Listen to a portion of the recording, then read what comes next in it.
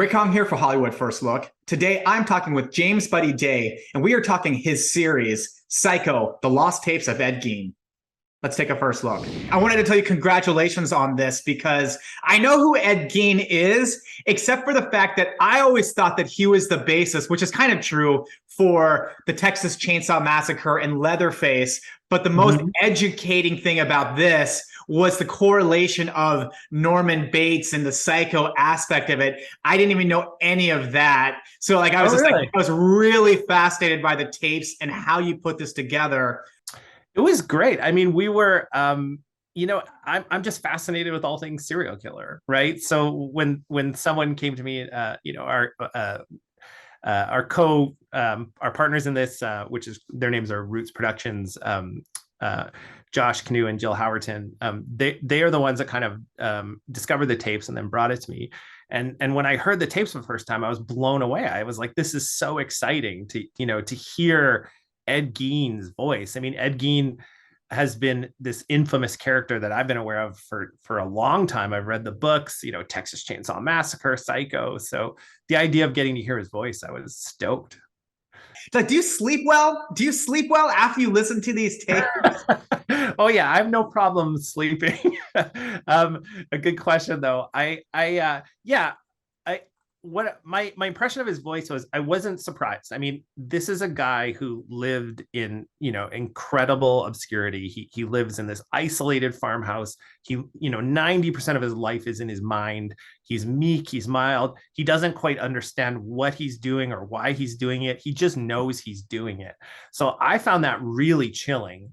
And I loved it because, our common misconception about a serial killer is this idea of like the Ted Bundy or like the Patrick Bateman from American Psycho or Hannibal Lecter, right? Like those are kind of the serial killer cliches that we see. But Ed Gein is much, much scarier to me. He's like scary on another level because this is a guy who is quietly committing atrocities in his kitchen, and then going over to his neighbor's house for a slice of pie. And then going into town and buying, antifreeze at the local hardware store and interacting with everyone. And that is so scary to me, so much more scary than the kind of Patrick Bateman monster in plain sight.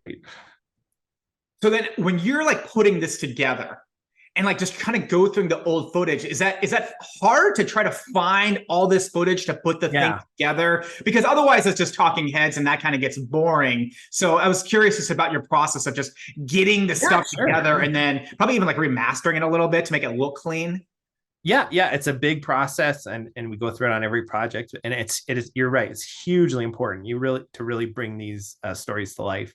It involves, me and my team. We go to the places. In this case, we went to Wisconsin. I had people going in basements of libraries. We usually reach out to, when you're looking for news footage, many of the news organizations that changed hands over the years. So trying to find who has the original tapes. In this case, we found the tapes. They were on 16 millimeter film, so we had to have them digitized. We've done that in a number of series, restored, and then now using like new techniques to like recolorize them, to like get rid of the scratches, to change the aspect ratio, all those kind of things. It's a huge process. It's really fun. It's really labor intensive, but it's when someone sends you a picture and says, "Hey, I found a box of tapes." That's like the best day. You're like, "Oh, let's do it."